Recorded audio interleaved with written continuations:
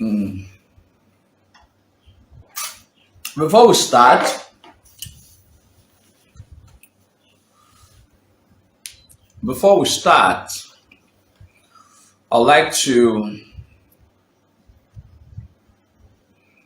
thank all of you who are already available for today's program. Wayabo here,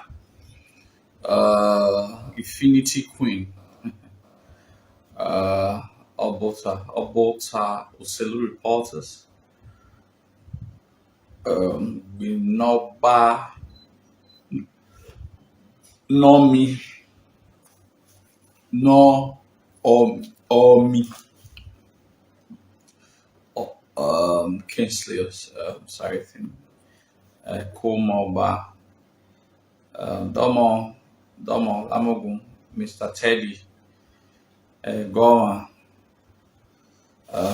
um, same to you Mr. Joshua Agbenoga Mr. Paul Philip. Oh, sorry, Oshoka best. Maybe because I'm used to the other of your name. Good evening to you. Today, they are not definitive topic. My brother, Mr. Osahon Omo Dion, thank you for joining us once again today, man. Domo Domo. Uh,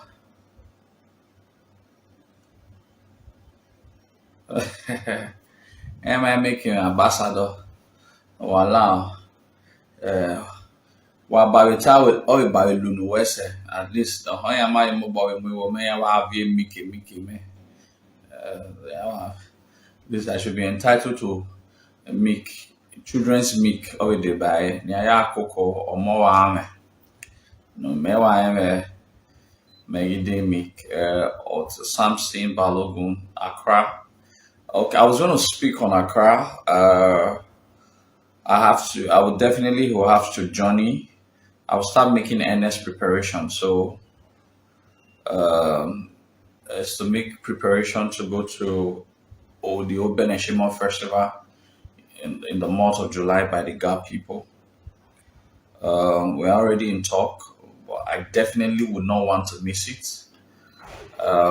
We have elected the palace by the grace of God and our ancestors. The palace, His Majesty has requested for a proposal so that to look at feasibility study or probably whether I'll be going with some chiefs. I'm hoping and prayerful that this year's edition of my journey or our journey to furtherly solidify what we've been trying to do for the past 3 years with our GA people in Accra takes even a huge step this year.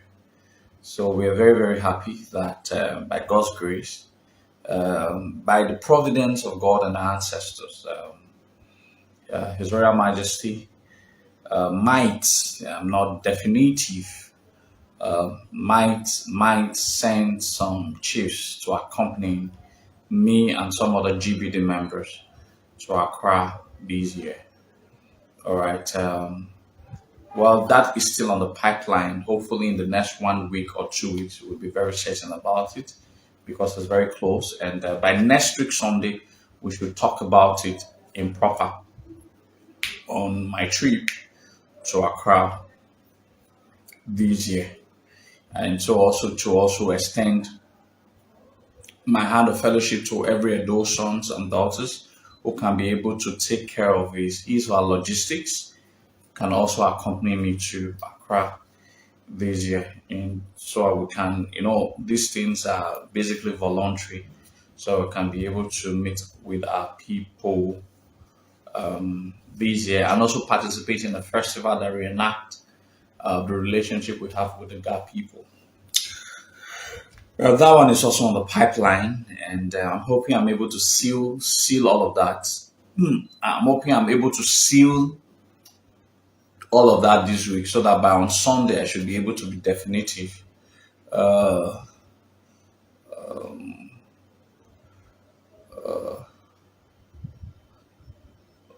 say for you all, not minding the time of the day.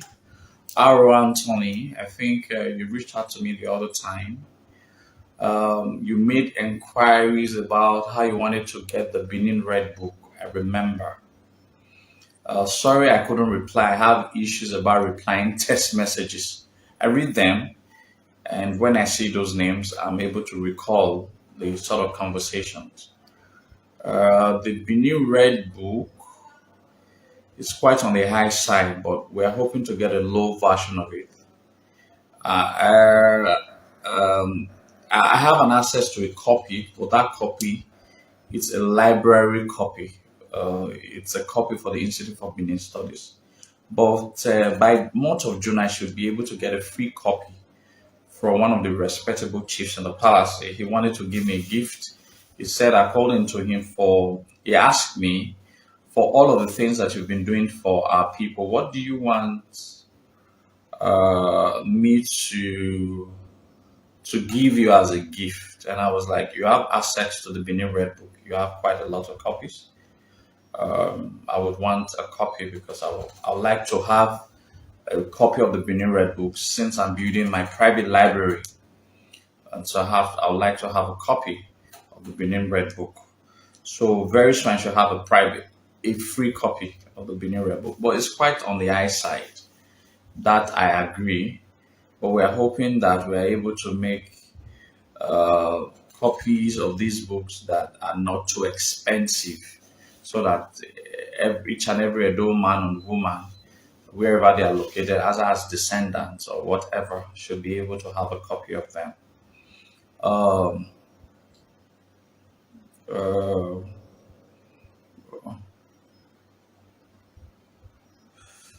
uh, well, Dr. Christopher Yamu, first, I get angry when some people think that what pisses me off the most is when some people think that some people are more benign than some people. I am not more benign than you are. You have the same stake in Benin Kingdom like I do have. So uh, we have the same equal stake. So if presenters or people are not speaking about it, uh, you should start speaking about it. There is um, no one tells me I'm not being paid to speak about the things I speak about. So I am at liberty to speak about the things that I want to speak about. People don't speak about things not because they don't want to speak about, maybe because they feel that speaking about it might not bring the necessary result. But like I said, everyone can't speak about it. I'm worried about it as well. All right. But I also implore you, as also a Benin son or daughter, I don't know, you can also speak about it. So let's not have an attitude wherefore we believe that some certain persons must have to speak about some certain things before it is authentic. This is a problem that is affecting us as a people. So they are not delegates, they are not people that are choosing that was handpicked, or there was no committee that was set up for some certain people to speak about it. All right. So if it's otherwise not speaking about it, you can speak about it, and we can all join our voices to back you up. So that's what I mean. So we shouldn't make it sound as if okay na nu guan kami na or na guan kami na we guan kaya and boya do guan kaya. So I want us. I don't want people to. I don't want people to always feel that some people are more patriotic than the other. We are all patriotic. You get. We are all patriotic. I ain't you patriotic. I ain't you a patriotic Benin person. Don't you want Edo to move forward? Don't you want Edo to get rid of all of these insecurity crises? I presume that's what you are looking for. That's what we are looking for. So I think we should all be speaking about it. We're all patriotic Edo persons. We should all lend our voices to some critical aspects of some societal issues. You get so. Uh, aha dɔlewo yi agbɔn ya ziwo kugbe ɔko bɔ kugbe na ya dɔlewo yi aro nkpa dɔlewo yi nevo na den but aro nkpa me ba mo soe o aro nkpa me ba soe but oni ma ri ma we agbɔn ya meba dozi okugbe na ya agwalotemi noria bedogbo ni mayena so gbogbo na abi azi o kan na agbon ya we do no kan abi gwan kan so why since you've not kan agbon ya no I gwan kan so I'm trying to relate with you on the basis of a dual language. So I feel it's a problem for everybody, so everybody should collectively speak about it. So I think that's my little contribution of explanation to the question you proceeded. Uh, yeah, I do not doubt your curiosity about needing the book. I don't have the power.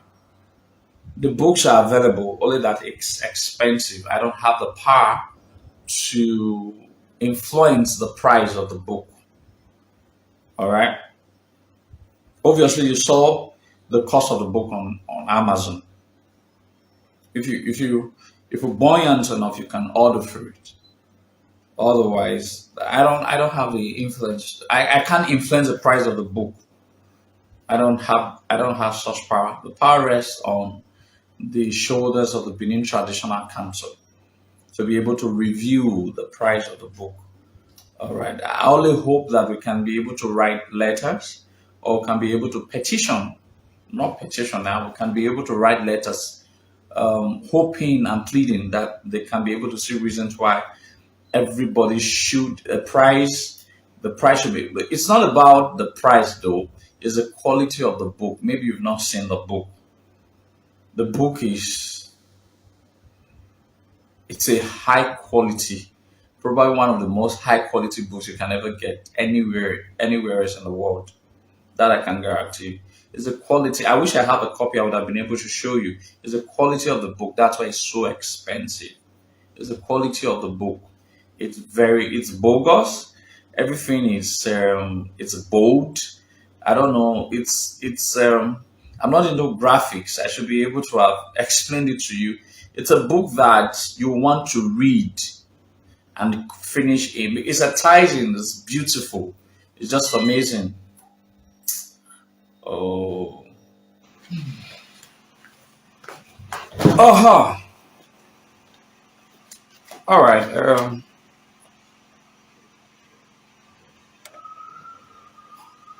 Okay. Sorry for the break in transmission. Um, Nepal. So I will explain all of that. I think we cannot proceed to um, cannot proceed to discussing um, the topics for today. So we're going to be having an open forum where people can throw in questions and can ask general interactive section so we can discuss a bit of some few questions that you have in mind. The ones I'm able to answer, we could just trash them so we can close. I'm trying to open with another of my phone because I'm not seeing people's comments anymore. So, do come on, come on. So I can be able to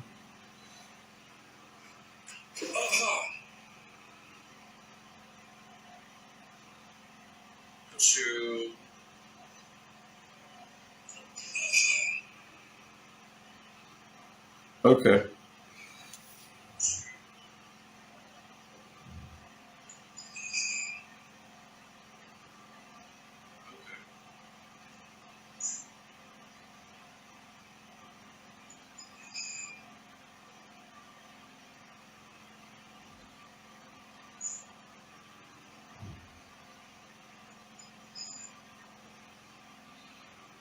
Okay. So we have an open.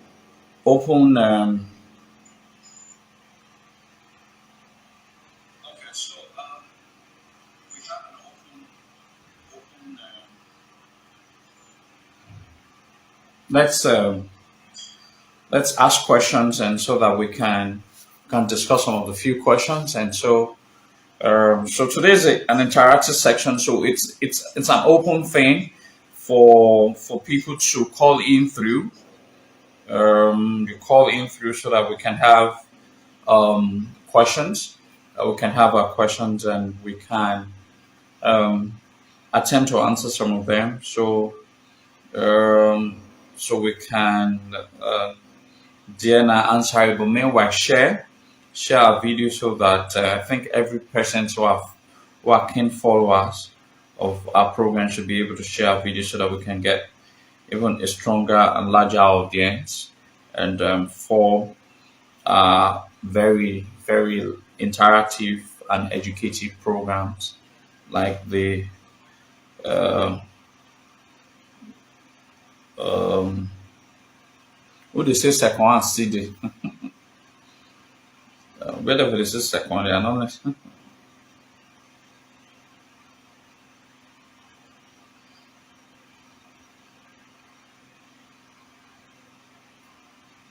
it will be lovely. It's a pretty book. Um, most of the writers are my mentors. I know quite a lot of them. A lot of them. Quite a lot of them. Uh, quite a lot of them. I know like 80% or 90% of the right authors of each of those chapters. A lot of them I look up to them.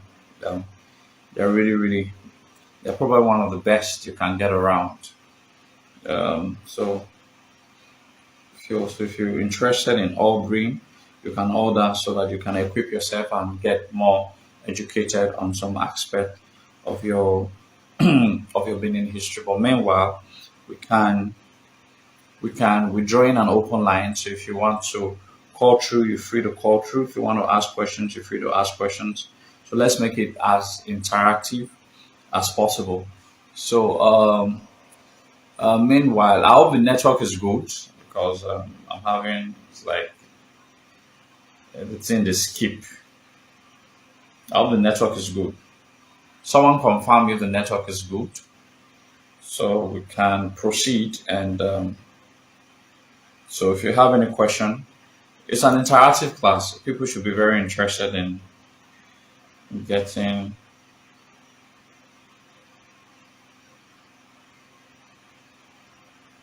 So once your question pop in on, I'm using another phone. The questions are not popping up on the screen. Uh, okay, very good. Thank you. Network are not popping up on the screen, so I'm not. Question comments are not popping up on my screen, so I'm using the other phone. Uh,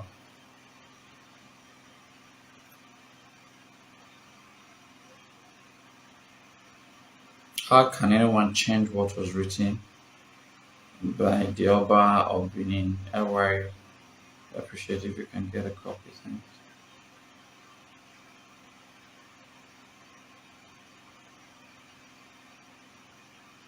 Well, Arrow Anthony. Well, the truth is, um, do not do not blame our people for being very oversensitive because we've seen some times in recent times how people have been trying to deceptively understudy us as a people, only for them to do a 360-degree turnaround to winchot us.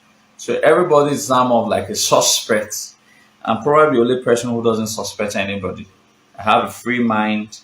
Uh, Uh, I have a free mind to accommodate people until they prove to me uh, uh, um, until they prove to me otherwise. Please, I have a little question to ask. Please, I would like to know about a lot more about Enekirigi Nogbelaka because someone told me that he was a brother to Oba Esege. You can also get one for the Great Benin Descendant Library. Well, that's not a bad idea. Benin Okbel. The book is £160 in UK on Amazon. I have a little question too. Because someone told me that he was a brother to Oba Esege. Uh,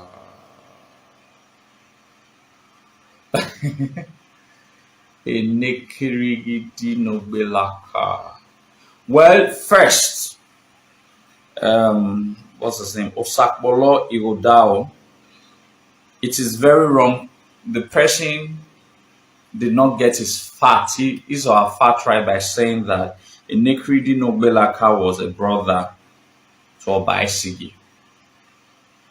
He couldn't have been a brother to Oba Esege because factually, at the time Enekridi Nogbelaka had sway historically in Benin, I don't think Oba Esege was born at that time. I don't think Oba Esege's father, Ozolua, was even born at that time. So the father of Oba Esege, Oba Ozolua, wouldn't have been born at that. Almost, even if he was born, I don't think he would have been more than 5 years old because Ozolua was the last child of Oba Ewai the first. And Enekridi Nogbelaka was one of the foot soldiers or Iyoko or Yoko of Oba Ewai the first. So he was already a full matured man. Ni Yoko Nedo ni Goba Ewai the first. Even before Ewai the first, and then later on gave birth to Ozolua.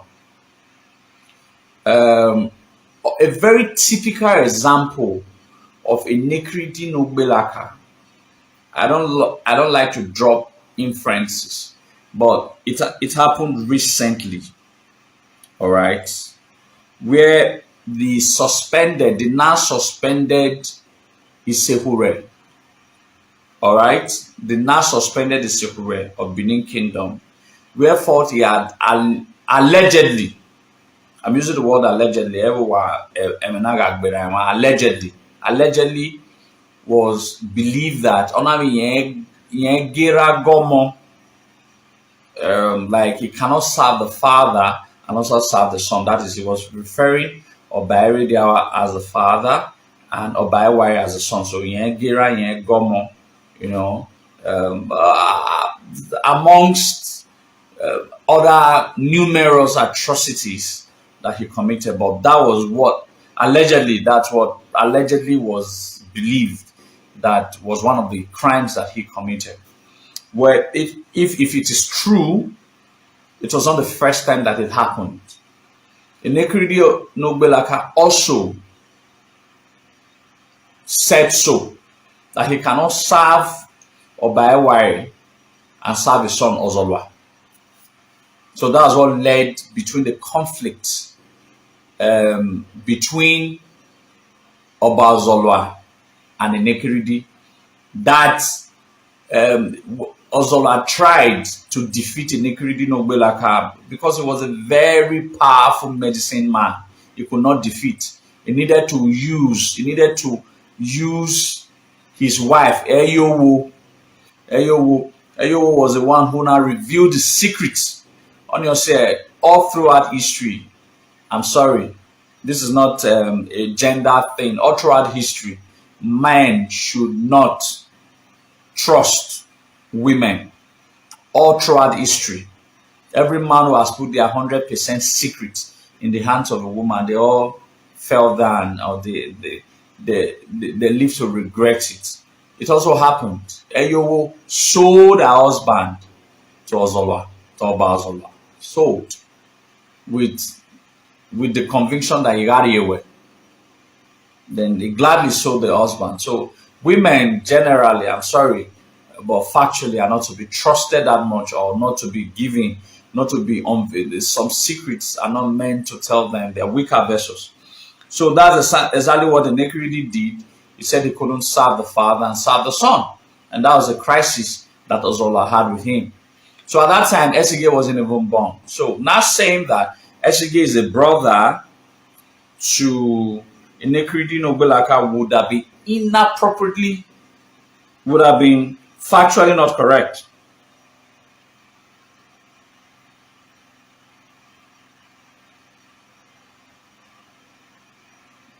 Well, I think I would disagree.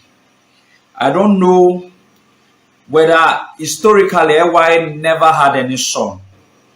The last son of Ewaye, the first, was Ozolua. Why I'm very certain of that history, why I'm very certain that the last son of Ewaye, the first, was Ozolua, is because the Benin people never loved, never liked, never wanted Prince Okpame, who later became Oba Ozolua. Never. So if he had had a younger brother, they would have preferred that younger brother over him a million times. They never wanted him.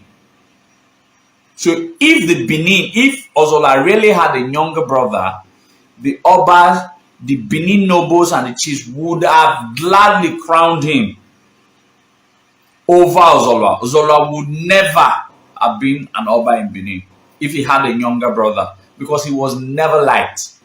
And that was true, because all the things that he was accused of, he eventually proved them right when he became the Oba of Benin.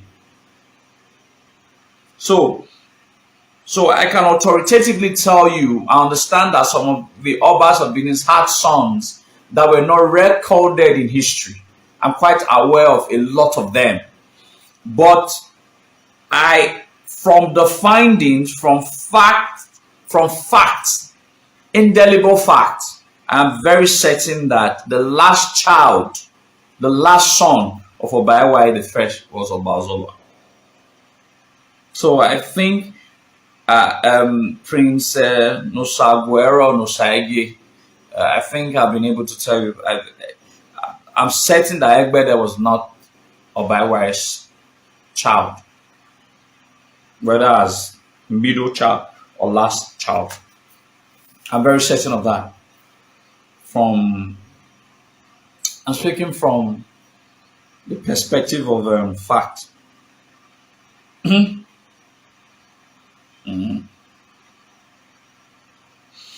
So I think I've been able to provide answers to some of the 2-3 questions that have been asked. And maybe another Oba, yes, certainly another Oba, not even maybe. If I'm not sure, I'll just say I'm not sure. Certainly another Oba. It was not Oba Ewaye the first, because I am very certain the Benis never wanted Oba Ozolua, who later became Oba Ozolua, to be an Oba. There were people the Benis never wanted to be an Oba. There are people, there are some kings that the Benis never wanted to be an Oba. Ewaye, the Benin people never wanted it to be an Oba. Ewaye the first. Ozolua, his son, the Benin people never, because Ozolua was the favorite child of Ewaye.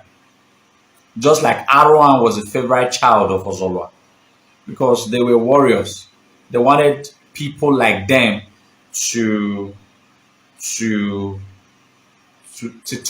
take over the mantle of leadership. So, and the Benis never wanted people who were fearsome. The chiefs wanted people that they can control. So these Obas, I'm not saying anybody can control any Oba, but these Obas, they were in the world of their own. You can't predict them. You can't tell them what they want they do what they want to do as at when it pleases them. So because of that, when you cannot bend some certain people, you will not want them. So well, that could be the reason why they never want them. Not the Benin, basically, the Benin chiefs, the nobles. Let me put it that way. Uh, is it true that our brothers from the Ora extraction doesn't bow or kneel down to the Oba because of Prince Obama connection? I read it in some platform. I've said it a million and thousand times with Selu reporters. I have extensively dealt on this very topic. That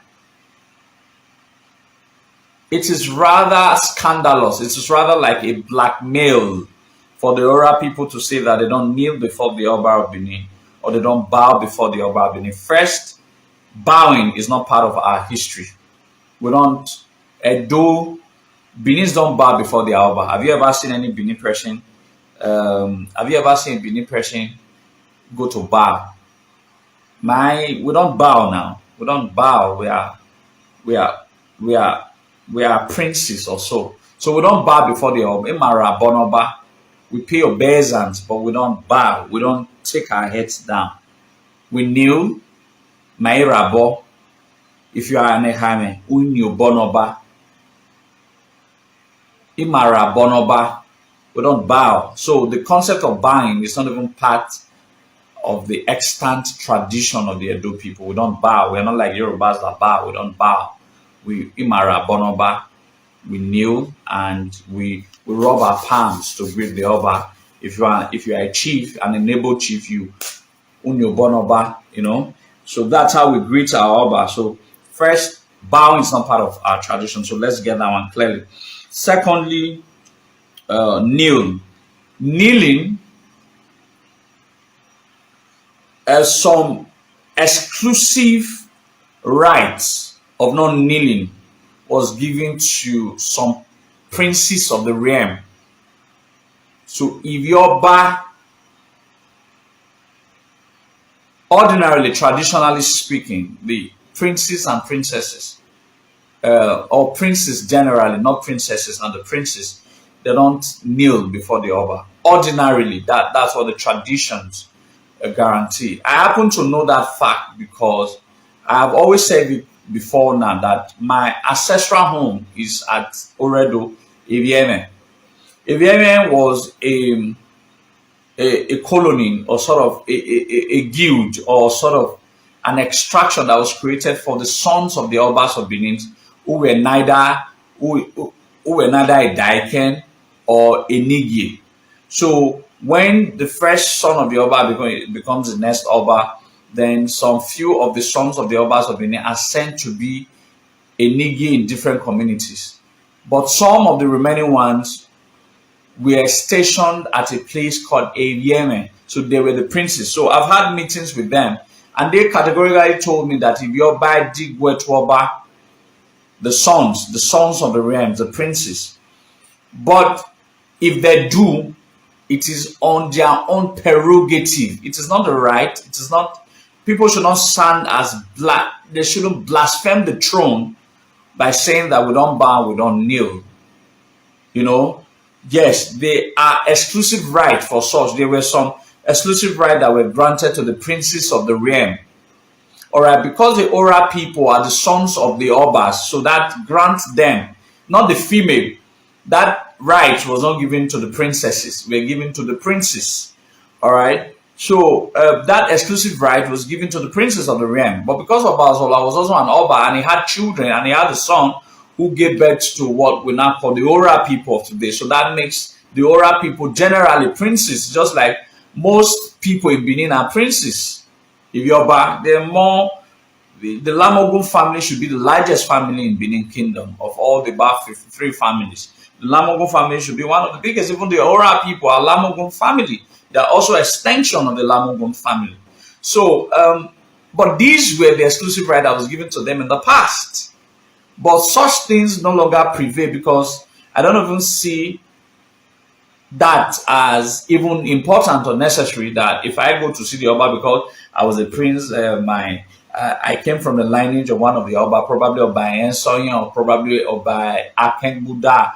That makes me not feel that I will not kneel before my Oba. It's my Oba, for crying out loud.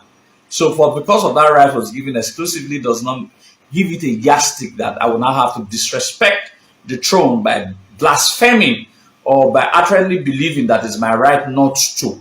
So I'm not saying what the Ora people think that they have is the same right that was given to all princes of the realm.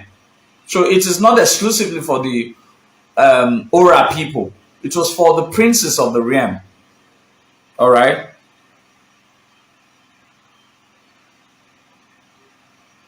I think I've answered that question. J-Boy Arian, okay, about the rebuilding the palace to a world standard palace. I don't know what you meant by that. I think I've been trying to correct you on some certain ideas you have. You don't destroy an history to create another history. It is not a sign of intelligence or wisdom. It is more or less foolishness. You don't destroy. There is so much history that is attached to the Ogbe soil that you can never find anywhere. See, the concept of the palace is imbued with the history of Ogbe. So the palace is not a four-wall that has no history. That has no history. For the fact that you want to create an history, okay, you want the palace to be more luxurious. In tandem with what standard? I'm still thinking that why didn't the British people destroy the Buckingham Palace so that they can build it in a probably in more sophisticated areas of London?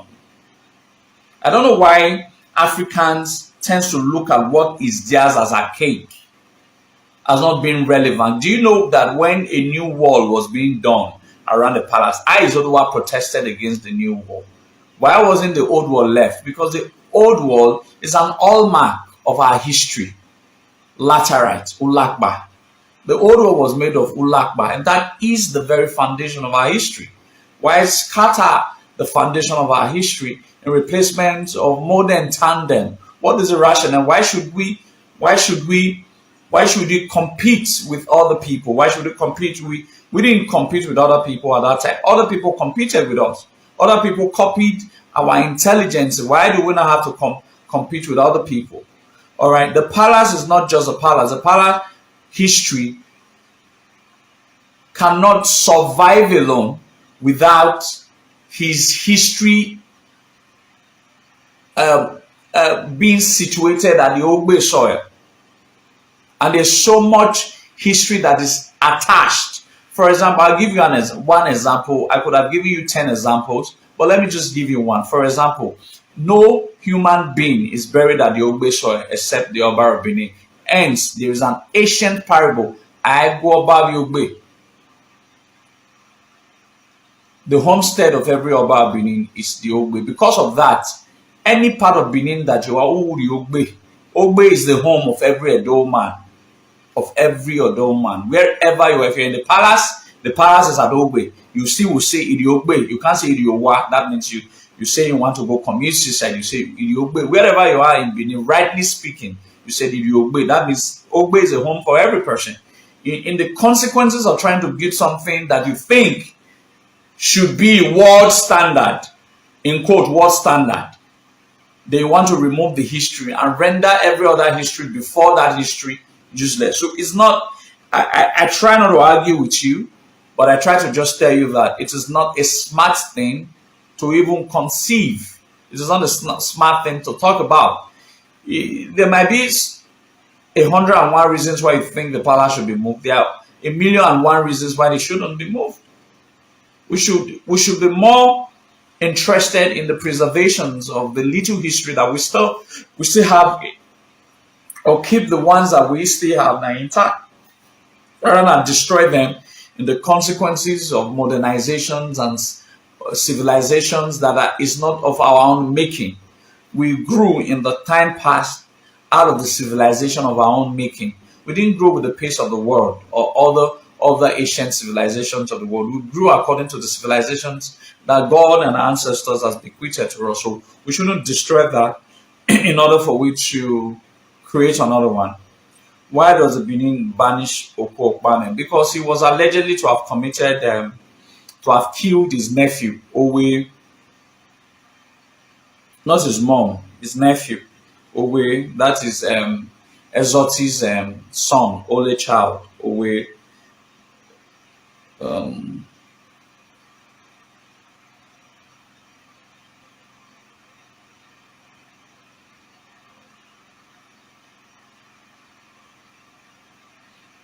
well, there's no recorded history, Aro Anthony, that Genoa had any child here in Benin before he left.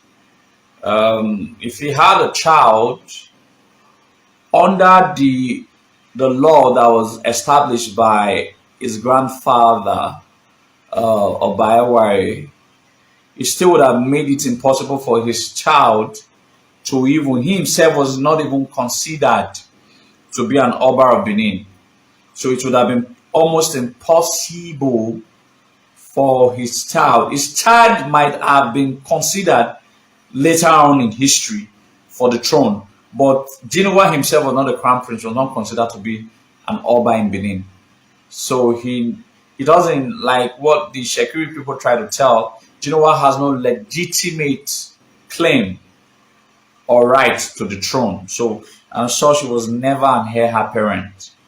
Genoa was never an heir apparent, and that's why his father allowed him to go. You don't allow the heir apparent to go to establish another place, another dukedom, or another kingdom. So Genoa was not an heir apparent. I think I've lectured quite some of my Shekiri scholars. They are scholars too. We have had an extensive debate on the matter, and I told them why Genoa was not an heir apparent. So it's wrong for them to say that Genoa has a claim to the throne of Benin. No, he never did. I think Oba had children outside Benin when he was a prince on the journey to recover the throne from his brother. Well, if he does have no Saguero, I cannot doubt the authenticity of your claim, but it illegitimizes them. Yes, it illegitimizes them. The children not recognized. That's even because that's the reason why Ogwan, who is the father of the Ora people, was not even also recognized as a crown prince in Benin. It illegitimizes them. So there's a possibility that he had all the children, but they were not recognized to history, or they were illegitimate children of his. All right, because Mari Iyin um,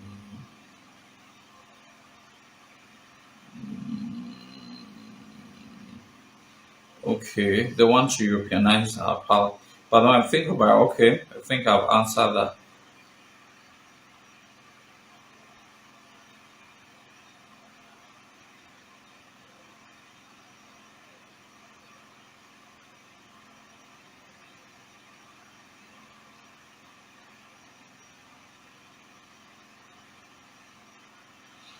Uh, how the Ugwagbata haircut came about in Benin.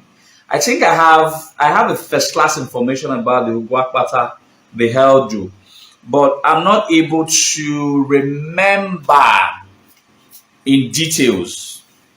I'm not able to remember in details, but in our next class, I have a book on Ugwagbata, the origin of Ugwagbata. I should be able to, I'll glance through during the week, and next week I should be able to provide an extensive answer on the origin of Ugwagbata. My brother Ken, uh, I do not disagree with you, J. Boyerian. It's not an old form. An old form could have been easily built upon to create. I was going to work on a plan 3 years ago. That time, my mentor, Dr. Isene Hagos, was still alive. I gave I gave him a proposal at that time that the Benin has a way we build our house. We have an architectural pattern Why can't we let's bring the best young architecturals of Benin extract to be able to look at those old architectural patterns of Benin. You find a way to modernize these old architectural patterns without losing its originality.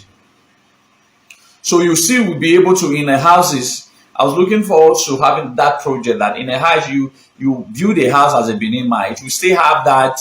It will still have that hotel do ikun, but while having the hotel do and ikun, it will not be a modernized version of how it was, but there will still be hotel do. Maybe the hotel do will not have a green covered roof.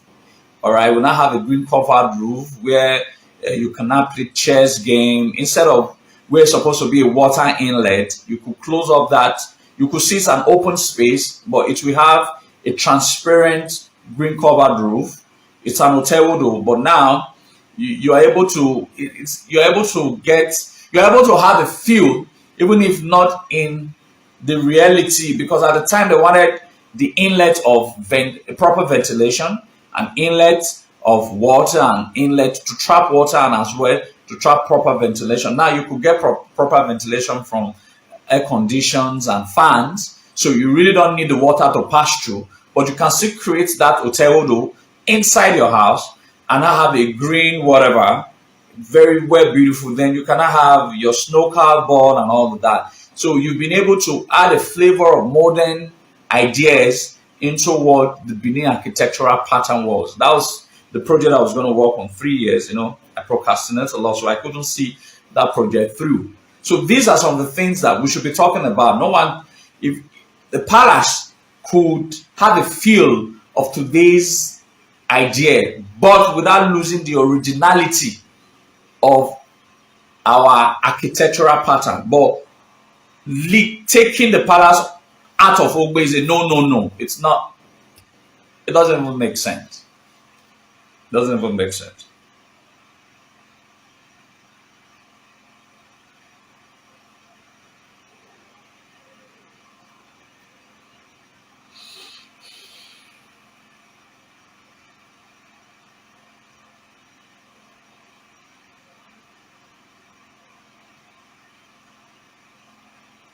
I talked about the first Oba of Lagos. I talked about the first Oba of Lagos was the son of Oba. Which one is that? No. A lot of persons get that history correct. Ashikba, Asikbaye Womare was the grandson of Oba. He was the one who gave birth to Ado. So the first Eleko of Eko was not Ado, was Ashipa, was Asikbaye Womare. He gave birth to a son that now became the first Oba of Lagos. It's just like, how do I say it? In the Ishekiri, in the Warri history, Jinua was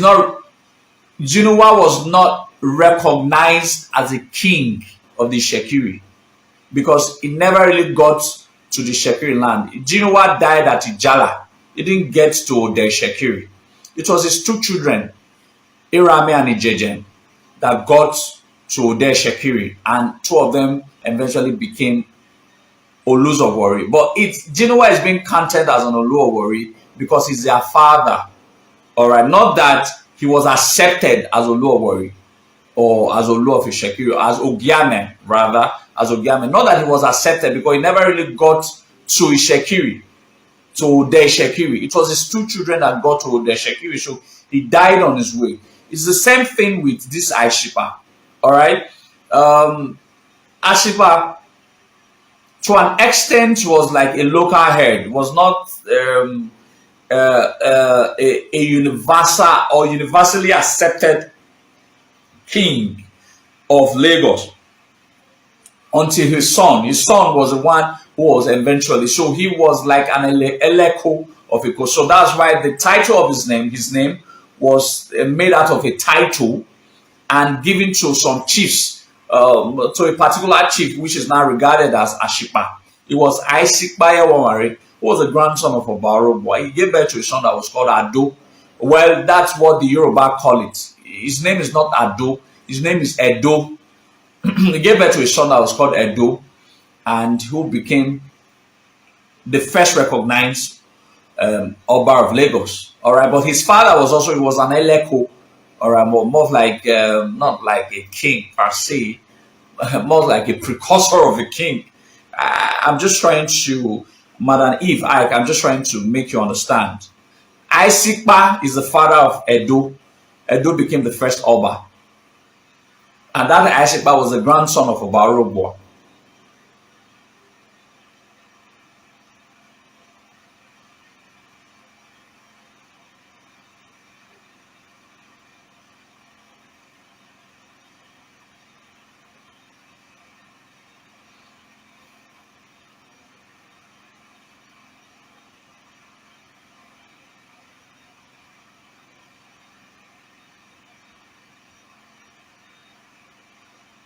It was not. It was not. If Genoa is not a crown prince, it is not. It is not. It is not the issue of his acceptance of being a crown prince that led him out of Benin. It was the issue of the counsel that he gave. Well, he might not have been a crown prince, but by the Benin traditional law, he has a right to contest. Well, a lot of persons might not be happy about me using the word contest. There were times where the throne of the Oba Benin was being contested. It wasn't primogeniture. I've explained all of these things before. He has a right to contest. He has a legitimate claim to the throne, but not as a crown prince. Not as a crown prince. If there is a traditional law that states that the son and the grandson can be the Oba of Benin. So that's the grandson, which is in this case Genoa, has a legitimate claim to the throne. Then his uncle, which is the sons of Ewaina, which is Ozolua, also has a legitimate claim to the throne.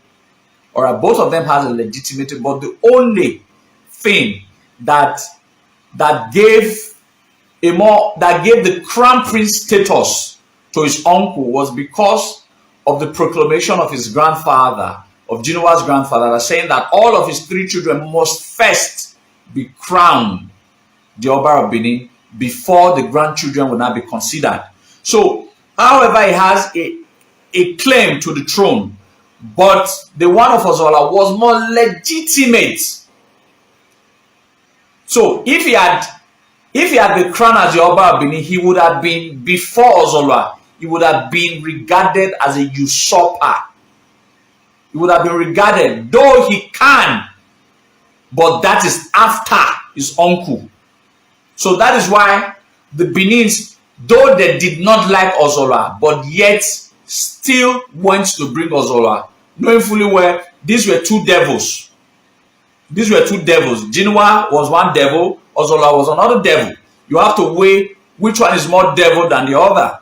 When they weighed it, they discovered that, well, Genoa would have been a better option, but he would be a usurper, and Ozolua will come and kill everybody.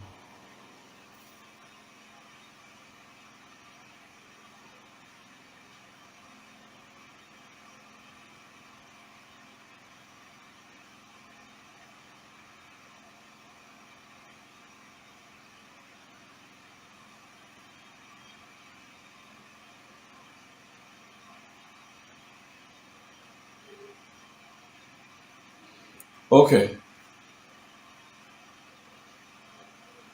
All right. Have I been able to go through?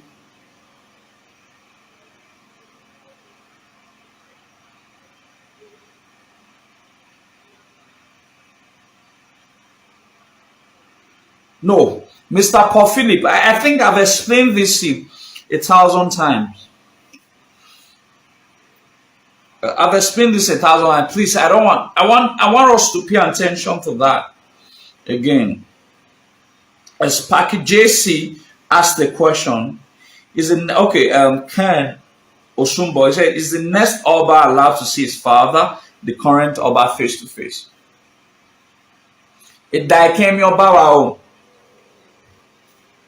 Idaiken Emi Oba wa o. Oko no ho a Omi Oba wa o. See, the difference between Ezelehai, no, the difference between Crown Prince Ehenede Eridiawa and Obaewa the second is a very big difference.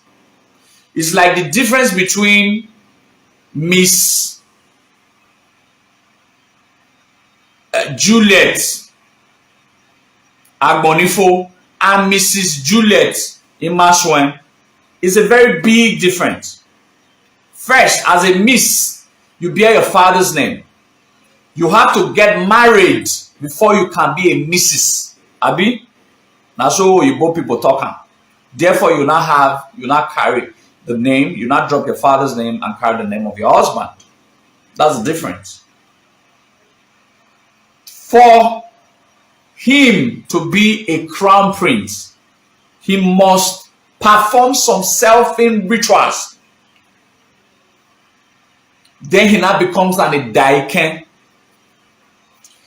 When the Benin said that Idaiken Miobawao, Idaiken does not see his father, they were very correct because they know the difference between being an Idaiken and being the first son of the Oba of Benin. The first son of the Oba of Benin is different from the Idaiken. Let nobody confuse you. They are the same person, but that titles are different. Being the first son, if you are the first son of the Oba of Benin, you are the first son of the Oba of Benin. But for you to be an Idaiken, you must pass through some ritual processes that now gave you the right to the title of a Daiken. And at that time of history, you can no longer see your father's face to face. And that is what the Benin said. At no time as a Daiken had to see his father face to face. A Daiken Miobawao. But the crown, the Okonohua, the first son of the Oba can. There's a big difference between being the first son of the Oba. They are the same person, but there's a difference between being the first son of the Oba and being the Edaiken. I've explained this 1,000 times, and I hope you people should be able to understand this.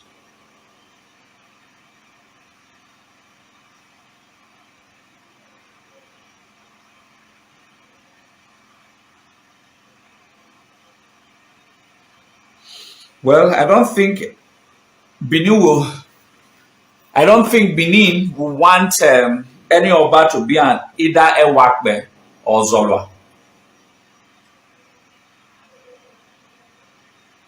I don't think Benin will want any Oba to be Ewakbe and Ozolua ever again. Hello? Good evening. I just want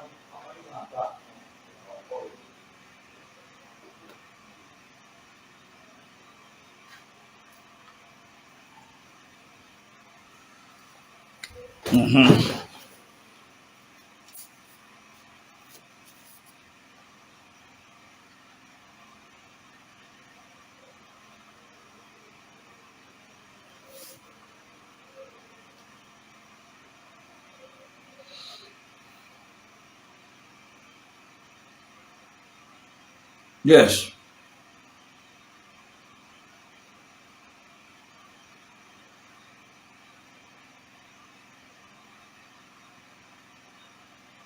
Yes, exactly.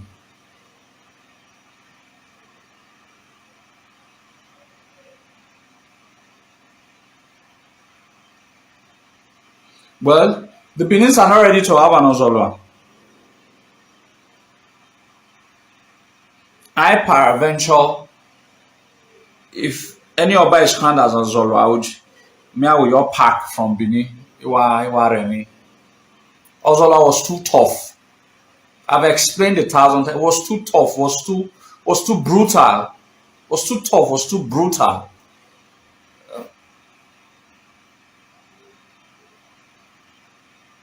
Certainly.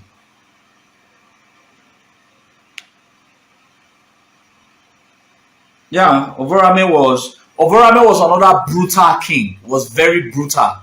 But compared to Ozola, he was manageable. He had allies. Ovorame had friends, had allies. Ozola had none. MLC, MLC. No, nobody in history can say that. Ozola, it's not possible.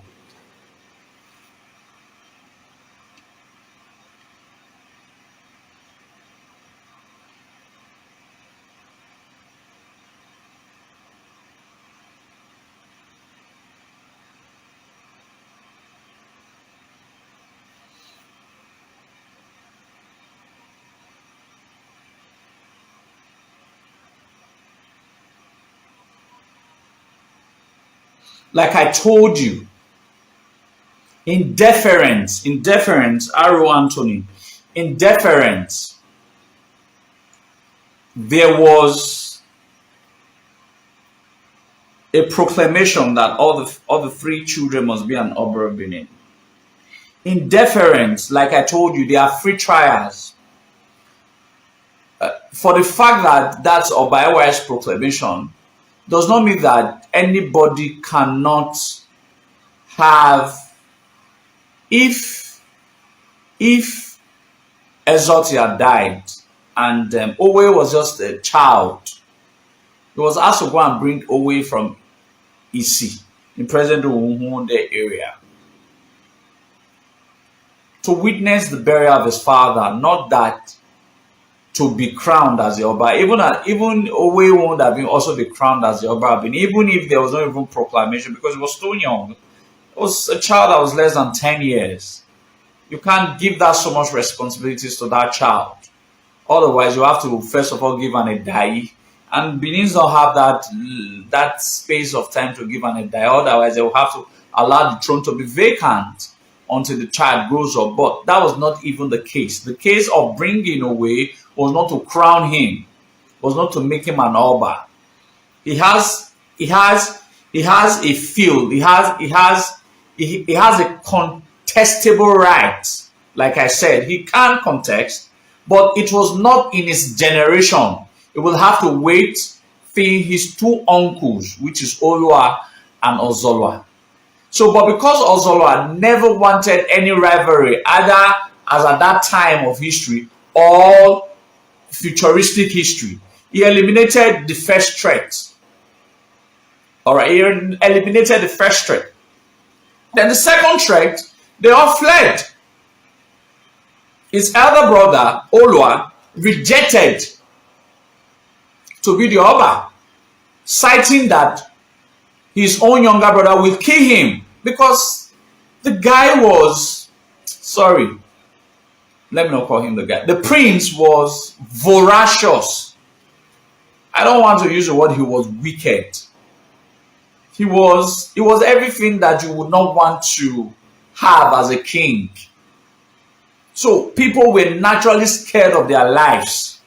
So not that kind of a person you want to be a king. The Benins were afraid of him. The Benins were afraid of him. So they didn't want him. So his own elder brother, Olua, fled and said he can't accept the throne. It is during that time that even when he was banished, he was already banished at the time, then Olua said he would not be able to accept the throne, that he will come from wherever he was banished to come and kill him. So it was during that time that their sister, what's her name again? Princess Deleo, now accepted to be an Oba. Because you cannot create a vacuum of a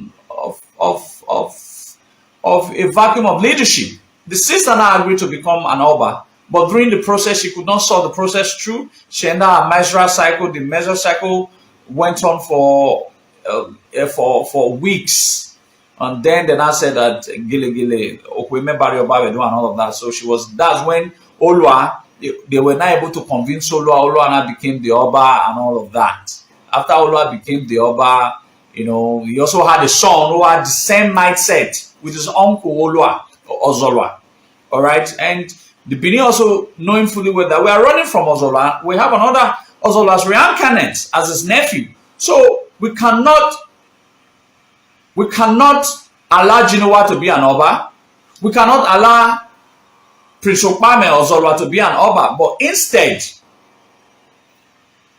the Benins, that's the part of the history that a lot of books will not tell you, were without no king for 3 years. It became a republican state. That is what led to the big guys like the Nekiridi Nobelaka to create a section of the empire for themselves. And I became an overlord of it during that years of interregnum. There was a 3 years interregnum between Olua and Ozolua that is unaccounted for. Some of these things are not accurate as you think it is. There was a 3 years unaccounted for. There was no king in Benin. So when Benin was now gradually drifting into a republican society where people who had fought side by side with Ozolua's father, which is Oba, they were his comrades, like the Nekiridi of Ogbelaka and all of that, the Ovatoni Gyodumala, they were creating their own sections for themselves as their overlord. So it was gradually going out of hand. We're losing the central power that controls the entire empire. That is what, at the last resort, that is when it was of use that we have to go and bring Ozolua, because it's better that we have a very high-handed king who is able to reunite everybody together than having no king at all and drifting into a republican society. So when Ozolua eventually accepted after so many talk until they did what the native doctor told them, I've explained all of this history before, he now became the Oba. Now when he became the Oba, the first major test that he had was not to fight outsiders, was to fight the enemies within. Because these comrades that fought alongside with his fathers, these incredible generals had already had sway for these 3 years that Benin had no king. So he had to contend with them. And contending with these people took a better years of his reign. It took better years of his reign before he was able to defeat all of them and have an absolute control of the empire. And that is where he missed it. I won't have an absolute control of the empire. He could have stopped and started to create peace. He was not a peace lover. He's not. I'm waiting this guy they call I'm no preacher of love in Daboski. He was not preacher of love, actually. Anyway, I think that's so. Owe was brought not to become the Oba. I think I've answered that. I'm almost losing my voice.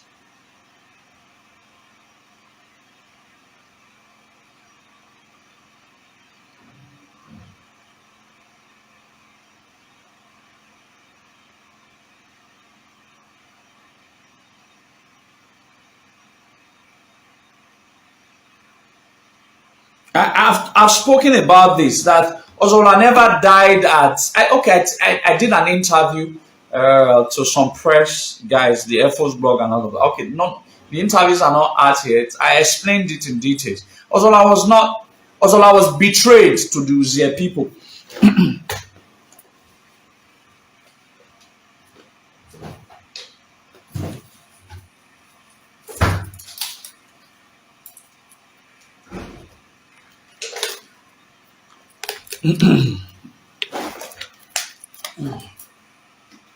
Sorry, I need to drink water. Ozolua was betrayed by the Benin people to the Uzea people. There's no way the Uzea people would have been able to kill Ozolua. I think I already did an interview on that. I think the interview will be coming out very soon. So once the interview, I'll just tell those guys that conducted those interview to give me a copy of it so I can share it on this page. Your mom was right. She's very right. I couldn't tell which of the place that he eventually died. But I know that he has gotten to Benin before he died, but he was badly injured by a poisonous arrow. He was badly injured. That's because he was sold out by his people to these people because they were tired of him. All through his reigns, there had never been peace from one war to the other. He wakes up in the morning and wants to go to war. He wakes up in the morning and wants to go to war. He wakes up in the morning. Why?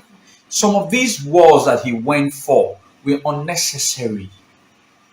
They were unnecessary. Why fought necessary wars, but his son Ozolua fought most of the wars. The first few wars that he fought, the inner wars, were necessary wars. But after he had been able to reunite everybody together, he started to fight unnecessary wars. So that's where he lost it. That's where he lost it. And there's no way he wouldn't have been defeated by going to Uzea. Because I've told this story before, that the native man, the native doctor that gave the sham that was used in giving birth to Ozolua was from Uzea. And the Oblican cord of Ozolua was planted at Uzea. And a proclamation was made by his father, Ewy, that if any time any of these children dare go to war with Uzea people, they will not win. They will be defeated. So he knew that there was a prophecy by his father against Omanowe Senera. You know, when Ozolua was giving birth, the native daughter was powerful. You know, you have powerful native daughters of the old. They were saw that this son was going to take war to the Uzea people and conquer them. And he told his father, this son that I have provided the charm for you will also come and kill me. And Ewy made a proclamation, if he dare kill you, he will never return. He will never return to the throne. And that's what happened. He went to Uzea, defeated them roundly. He was sold out by his people. He was badly injured. And when he got to, well, I don't know whether it was in Dokpa, but some people said around AC area of Umu there, maybe close to Dokpa. So maybe it could be Dokpa. Idokba at Adoa bypass area. That's where he gave up the ghost until his body was now brought to Benin for proper burial. But what I can guarantee you is that he was sold out by his people. Was sold out by his people.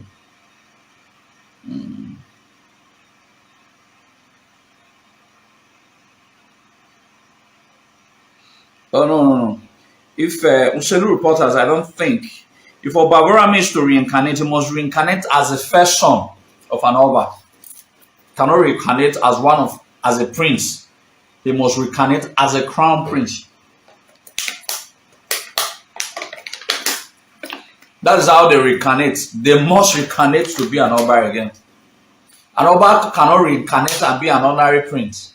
He must reincarnate and be an Oba again.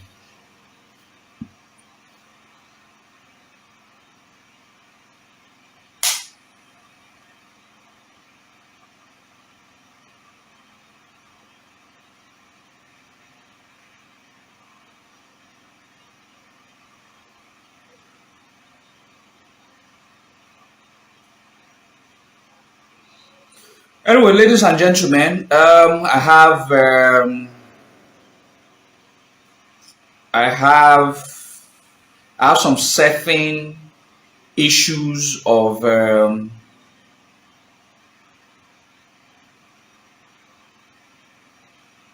have some certain issues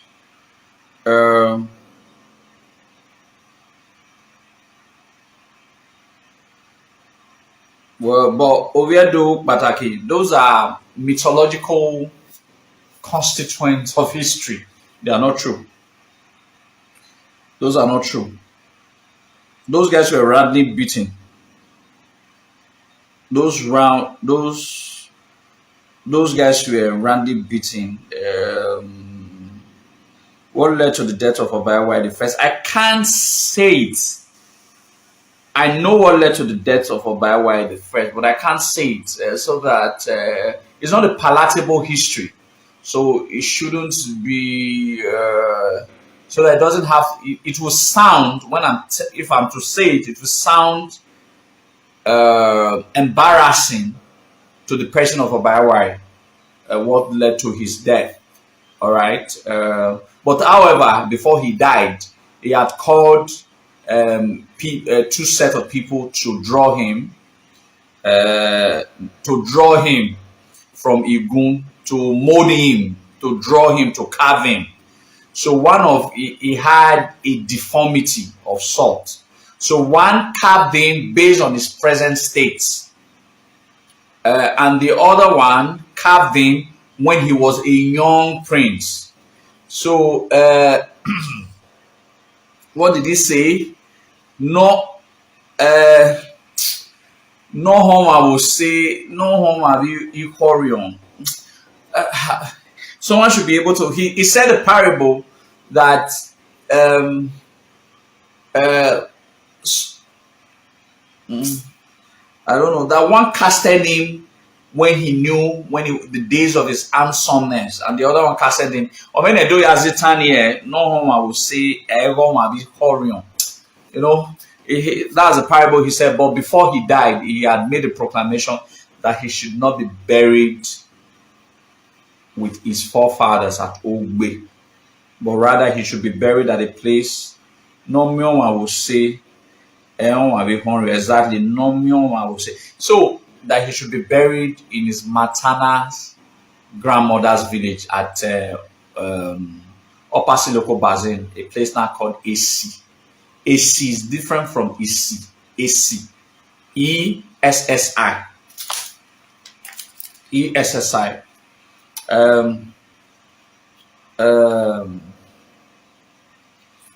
I think the last story my mentor, late Dr. Aisene Hagosa, told me was the day he traveled to see the graveyard, the grave site of the great Ewayo Gidiga.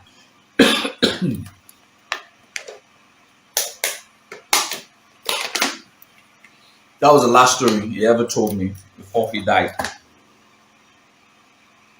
It's such a beautiful place. I won't be around forever. I mean, boy, will tell you.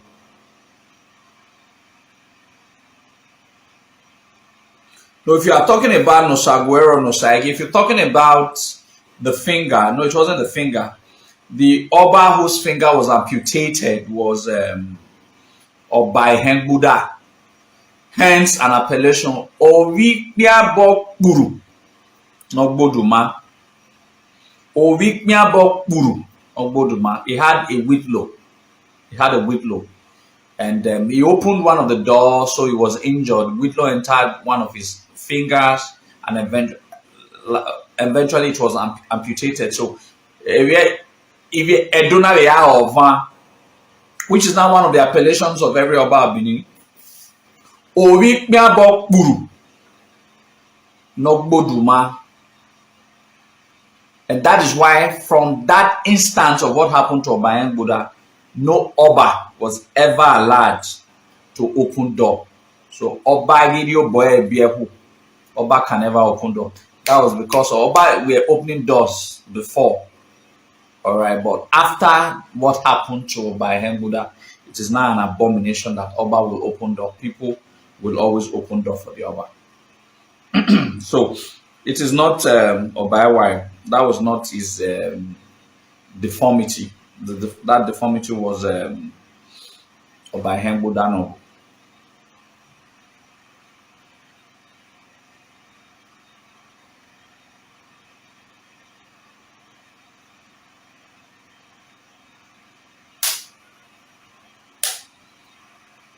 Which of the Esan historian that was any Esan historian, not Facebook historian, wrote the way they wrote? Forget all those people. We couldn't have bribed Okoje now. Okojo said what he said. Don't forget that Okojo referred to Oba the first as a wicked Oba. We couldn't have bribed him to call our Oba a wicked Oba. In case they might not even have the original works of Dr. Okojo that was produced in 90, what year was that? In the 1950s. I have one of the edition, I think it was produced in the 1950s. He referred to the Oba of Benin as a wicked Oba. So we also bribed him to refer to our Oba as a wicked Oba. Uh,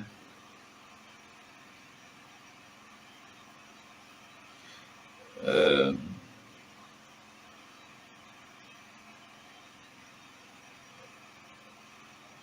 Nomioma will say, yes.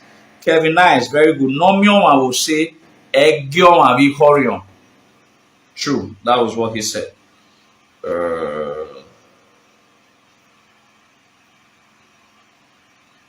Anyway, ladies and gentlemen, I think I've been able to take quite some questions. I have to round up now so that I have one or two things that just came up. I need to quickly attend to them as a matter of urgency. If you remember, I just received the call and then I was told I really need to put those things together. So for some of the questions that I didn't answer, I think it's about one question or so that I didn't answer about the origin of Ugwakwata, and I promised I was going to trash it. Uh, um, uh,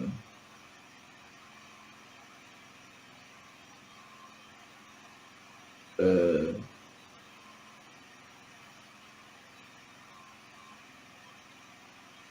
um,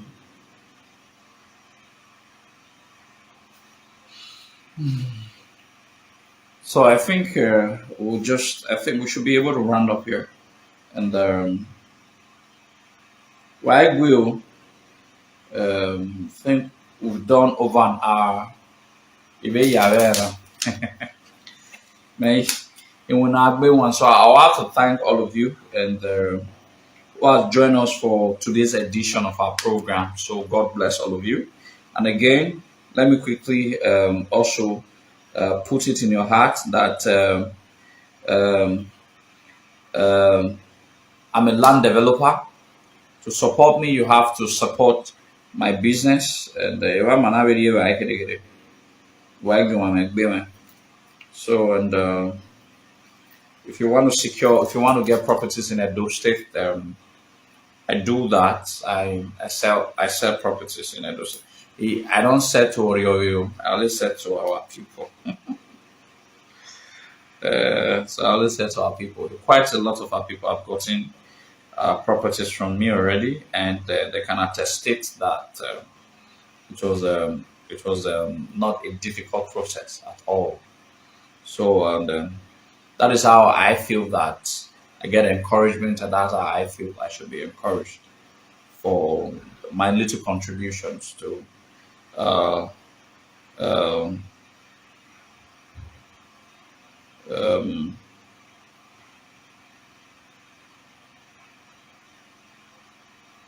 uh, well, his son really didn't take the throne per se. He vacated the palace for the son, but the son could have taken the throne because he was still alive. Oba Akembuda reigned for 54 years, and his son was called Prince Osifo, who became so wise. And I will not Osifo or Magia Agmomaido because he was so wise. It was not known. It was later to be known as Oba Obanosa. That Obanosa was a nickname that he's so wise that is like a god from God. His wisdom is likened to the wisdom of God himself. Obanoyiwosa, you know, because of his wisdom. He was so wise because he has spent so many years as a crown prince, so he virtually knows everything going on in the palace. So it now became too wise. There was a judgment. I think we'll talk about it. I'm rounding up now. There was a judgment that he made that made Benin people to say that this surely will be the wisest king in the history of this land. I will talk about, anybody should remind me so that I could talk about the some of the wisdom of Oba. All right. Uh, um,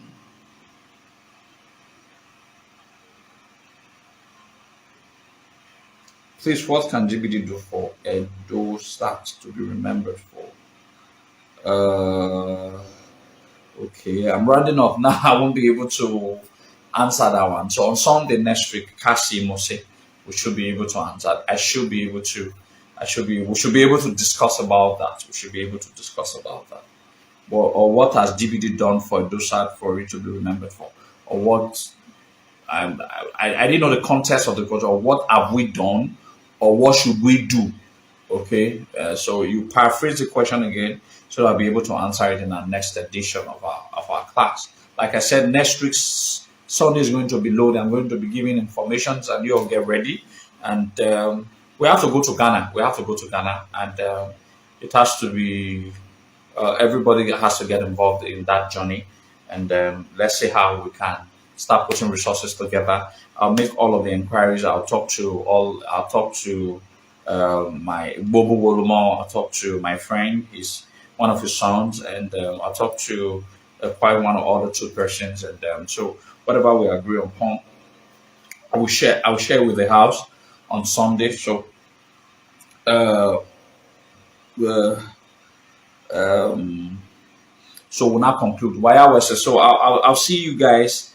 I'm in a bit in a hurry. I'm so sorry. So I'll see you guys on Sunday next week, hopefully by 6:30.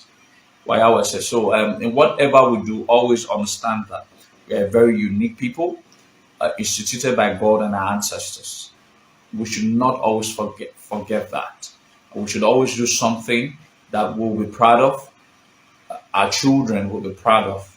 We should do something that authenticates the uniqueness of the Edo race, being the truthful people, being the honest people, being the people with integrity, and being very straightforward. I've always spoke about all of this philosophy. All right, we must do things to portray the greatness of Benin Kingdom. We must start to do things the way our ancestors did things. We must start to conduct ourselves publicly the way ordinarily we should conduct ourselves publicly. So I appreciate all of you for joining me today. God bless all of you, and ancestors bless all of you. Oba Ozolua, he said.